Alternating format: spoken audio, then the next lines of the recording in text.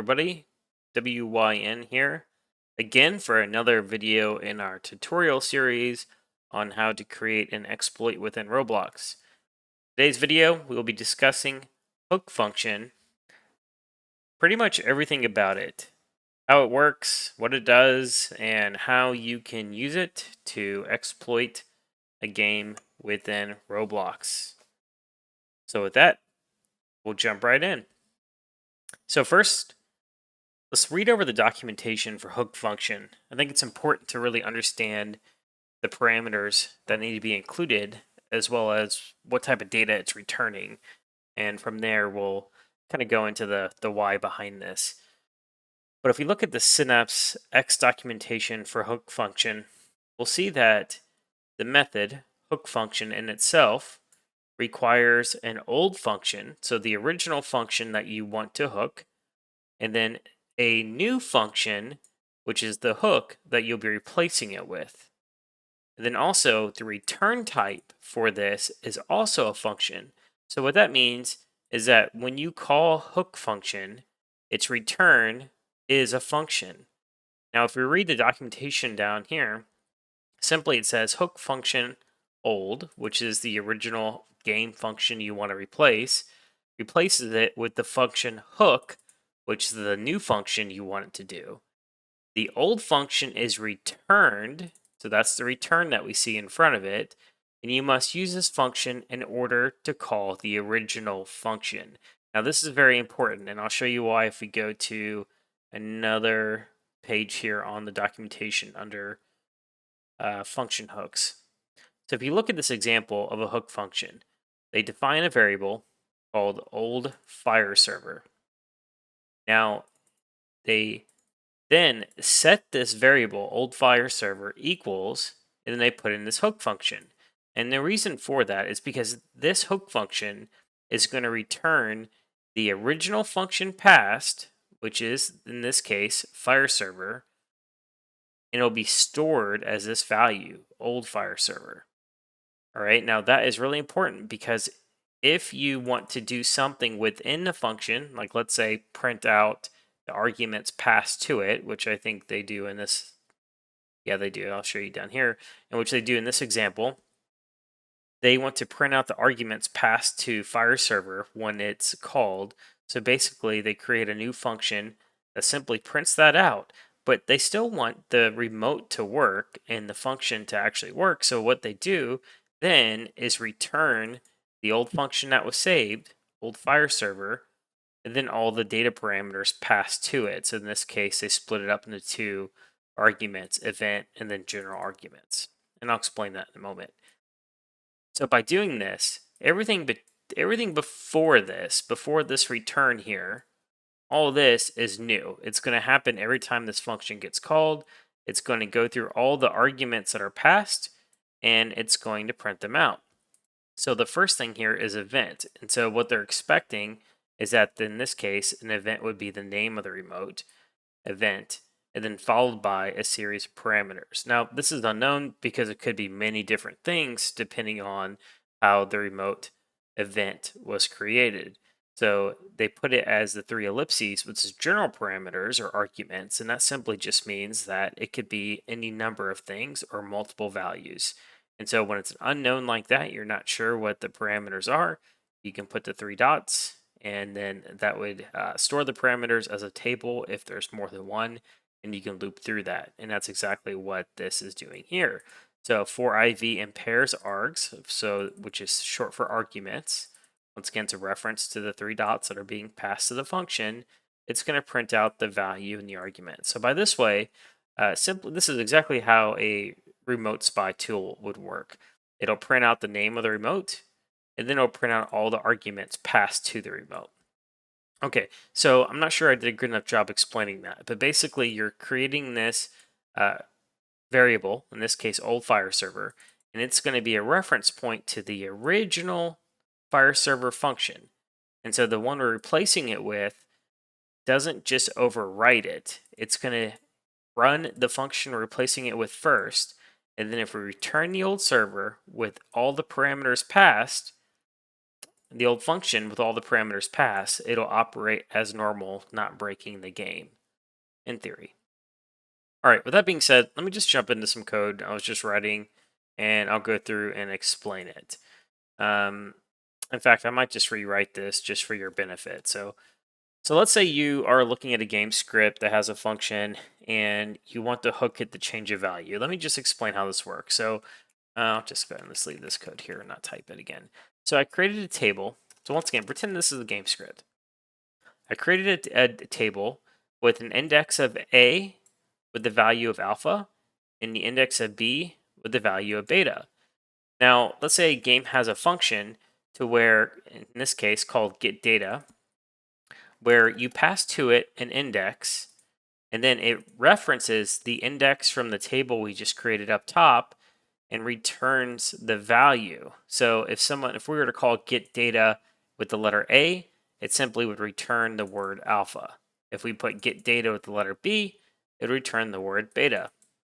Okay, I hope that's pretty easy to understand. So if I wanted to say local index return equals get data, let's just say we did A.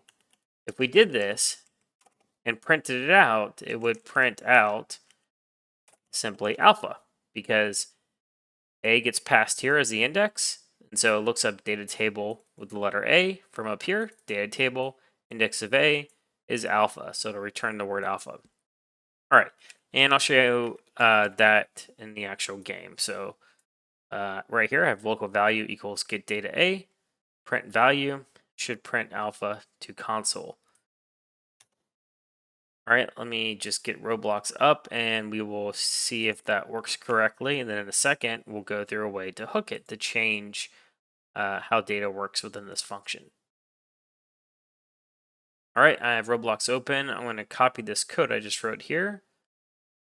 Control C, pop up Roblox. I'm going to output anything I put in my executor here to this console so you can see the output. So let me paste the code in. So I have our data table, the function get data, passing it to it, the letter A, and if I hit execute, we see the word alpha, exactly what we expected. All right, I'm going to jump back to the code. So once again, this prints alpha. All right, so let's say we look at this function. We see this function in a game script, and we want to change it. So whenever maybe index of A is passed, we want to change it to be an index of B, so returns beta instead of alpha. Well, we just write our hook function for that. Actually, I should do this a little bit differently. I'm just going to write it all over again so you can see how it is. Okay, so I'm going to define our old function, which is just going to be called the old function. And then I'm going to write out our hook function. So old function equals, remember I want to do this because I need to return this value to make sure the function will work as normal and not break the game. Hook function. Now, first thing, as you remember, the first argument to pass the hook function is a function in the game that you want to hook. So in this case, it's called get data. Now, in reality, how you'll use this in practice in the game when modifying a game script, you'll either require the module if the function's within a module and reference that module, so such as mod.getData, or you can use getSenv if it's a local script. Then you would do something very similar. You would reference that local script with the function name, or another method is grabbing the function from the garbage collector. I'll be recording another video here soon showing you all three of those methods to collect functions. But for sake of this video, let's just stick with the simple example of this function we've written inside this script.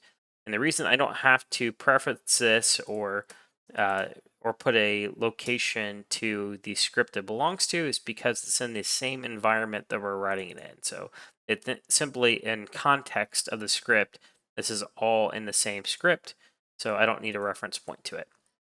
All right, so get data.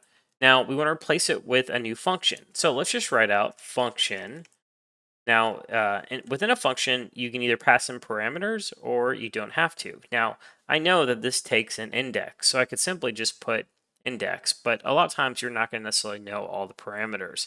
So I'm just going to use the ellipses dot dot dot, which is basically just variable arguments. You're not sure what's exactly going to be passed. All right, and then you always end a function with an end statement. So I'm going to go ahead and write that end statement down. And then I'm going to press enter a couple times, give it some spacing. It should look just like this. All right. Now I want to, before we modify the function, I want to go ahead and make sure we're returning the old function that we stored here, just like in the Synapse documentation. So return old function, now dot dot dot. So that will return, so if you were to call this function get data and it's been hooked, it'll do anything you want between these spaces here, but then ultimately it'll just call the function like normal. And it'll include the same data that was passed to it. Now we're going to make some changes to this in a moment and not actually return the same data. We're going to return something custom. So let's do something with this, okay? Why don't we first check if, actually let's set a value, a variable to the arguments that are being passed. So I'm just going to call them local args equals dot dot dot. So whatever's being passed is now going to be stored in this value called args. Now let's say, since I know it's only a single value, I won't worry about it being a table or looping through it. I'll just say if args equals a, so just like what we ran here, if someone's passing a to it, then let's do something else. Let's change args to b if that happens. Args equals b. So if our argument being passed isn't a, the letter a, let's change it to b. And then I'm going to go down here, we're returning the old function. Instead of returning the dots, I'm going to return the variable we created called args, because that's the one we're updating. We're not updating this. This is what's being passed into the function itself. We're creating a reference to that and then modifying it here. If it is A, we make it B. And so when we return the old function, we want it to be always called with whatever changes we made here. Now, you could also do something like print args or any number of things within this area you want, as long as it happens before you return the old function. All right, so if this works correctly, what will happen is, let's just copy this local value get data A and print. I'm going to put it below it, and I'm going to add another print line before. I'm going to say print function has been hooked. And if we print or send it letter A after we've hooked the function, now it should print Bravo. It should trick it, or I'm sorry, not Bravo, beta. Should print beta. So even though we're calling it exactly how it was called up here, in which printed alpha, because we're changing the value that's being passed, it should now print a different value altogether. So let me just copy everything we've written here. Copy. I'm going to go back to Roblox. Going to just get rid of all that stuff, clear the console, paste it in.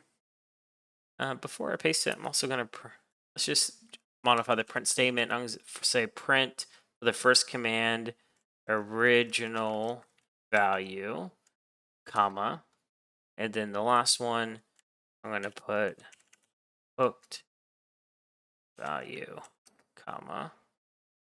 All right, so when I hit execute, if this works right, we should see original value was alpha, and then the function has been hooked, and then the hooked value should now be beta, even though we're still passing to it an A. Let's try. Yep, so original value alpha, function has been hooked. Now the hooked value is beta. So if we were to call this function after the fact, it'll continue returning beta as long as we pass an A to it. All right, let me jump back over to the code. So once again, we've identified a function within a game. Not exactly for this demonstration, but that's typically what you would do. And then from there, we went ahead and created a simple hook function.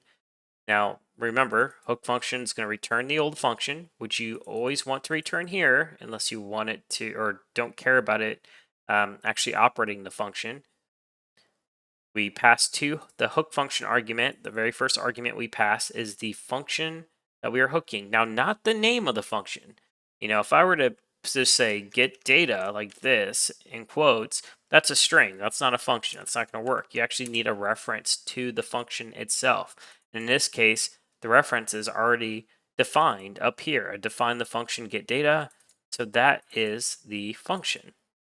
Once again, I'll record another video here shortly that will explain how you can grab these functions out of scripts or from the garbage collector. I did have an earlier video once already that explained the garbage collector into some detail, which you can probably use to determine how to do this from there.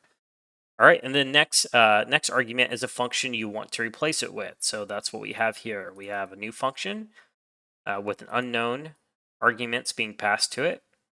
That function ends down here. And everything between this function and this return is what we're modifying. So we're looking at all the arguments being passed. If the argument being passed is the letter A, we simply change it to the letter B, and then we return it. And that is very, very simple. Now, here's an even simpler way to do a hook function if you don't care about the return. So let's say there's a function that no matter what, you always want it to return true if it's a simple function that's like true or false. So let's create a new function. Function is true, and we'll put bowling value, and then I'm going to return bowling. All right, so now if I were to call this function is true, false, it would always print the word false because it's simply just returning the boolean value that passing to it.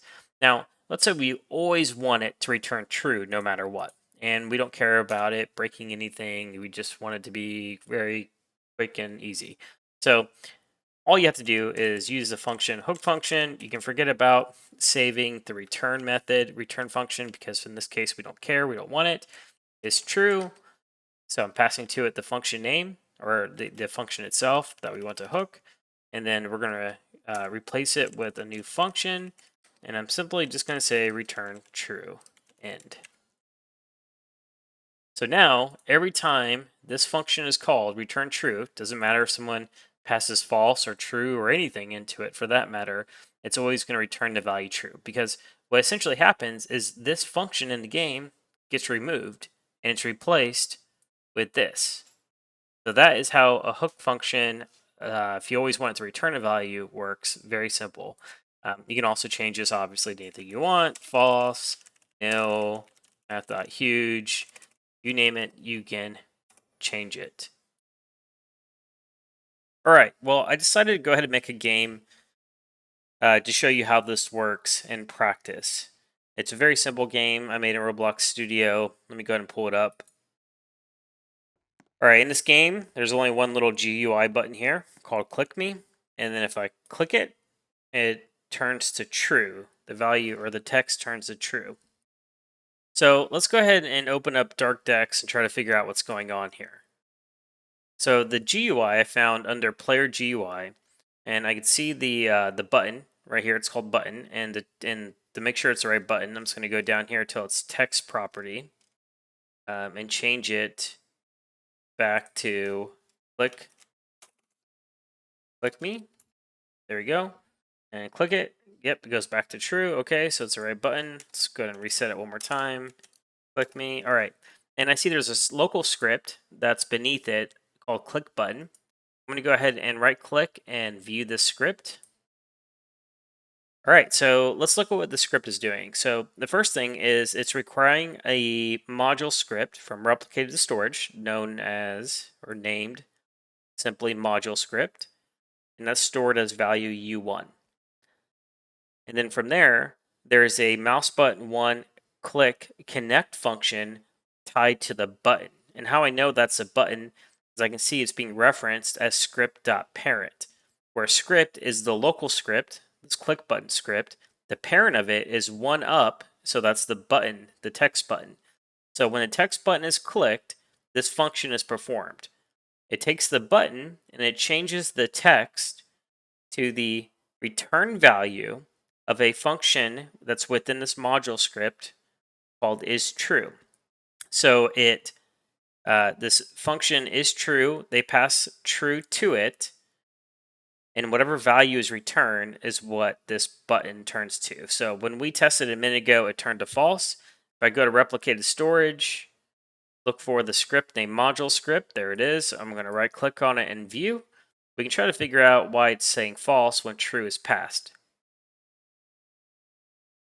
All right, so I'm sorry, it says true when we click on it, not false. I'm sorry.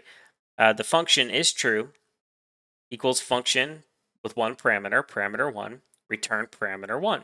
So whatever value is being passed to this function, it's simply just returning that value. And because the click button connection is changing the text of the button based off what's being returned from this function, whatever it's including in that call to this function is changing this button. So in this case, it was the word true. So to test it once again, I'll click on it and it returns true. All right, so let's see if we can modify this. I'm going to, first of all, go back to this module script here in DarkDex, right click on it and go copy path. Just a quick way to get the location of the module script. I'm going to go back to Visual Studio Code, give us some few lines to work with. And I'm going to first go ahead and require the module. So local mod equals require, and I'm going to paste in the path I just copied. And if you remember, the function is called isTrue. And so just because we're going to simply replace the return with something simple, let's take the format that we used above and just say hook function, and we're going to say mod.isTrue because that's the function we want to replace. We're going to replace it with a new function, and we can go ahead and let it take a value. We're not really going to use it right now, but we'll go ahead and just set it there in case you wanted to do something with it. So first thing we're going to do is print game tried to change the text to and value. So basically what this is saying is going to print in the console whatever the value was originally being passed. Instead, we're going to return something else. So let's return nice try. Boom, boom, boom.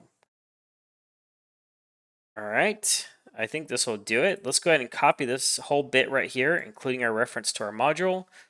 Go ahead and Control C to copy it. Go back into Roblox Studio, close this out. Going to paste this into my executor window. I'm going to have my output redirection on the console on here so I can see if there's any errors. Execute. All right, no errors. And let's see what happens when I click it. So there's the isTrue button and click. Nice try. And we got it. Game tried to change the text to true. And if we do it again, same thing, because the game keeps trying to pass the value to true, but we are intercepting it and changing the return value to nice try. All right, and that's simply how you would actually use it in a game. You'll locate a script that you want to modify and do it just like that. So this so happens to have been a module script, but if it was a local script function we'd want to change, you would just change require to get senv like this, and that would give you the local script. And then you would use it pretty much the same way. All right, so in today's video, I went through a hook function. I went through the standard version using Synapse documentation on how to return the function to where you don't necessarily break something in a game. And then I showed you more of a shorthand version if you're just doing something very simple like we were here. I will point out one last thing. If you go to the Synapse documentation, that it strongly recommends that you use newclosure. If you're not very familiar with what a newclosure is, you can go to Synapse documentation, section 3, developing scripts, 3.3, importance of newclosure, and it's pretty lengthy and detailed, but it'll tell you why it's important to use new closure. Once again, this is a very simple example, so I left new closure out. But if I were to summarize it, new closure helps protect you from various detection methods when using a hook function. So use new closure if you're creating a script that you plan on using or releasing. Highly recommended. It protects you from common detection methods. Well, that is it for today. Thank you guys. If you liked the video, please make sure you like and subscribe. I have a few more videos scheduled to be released here soon. Please leave a comment if you have suggestions on what you would like to see in the future. Thanks, everyone. Take care.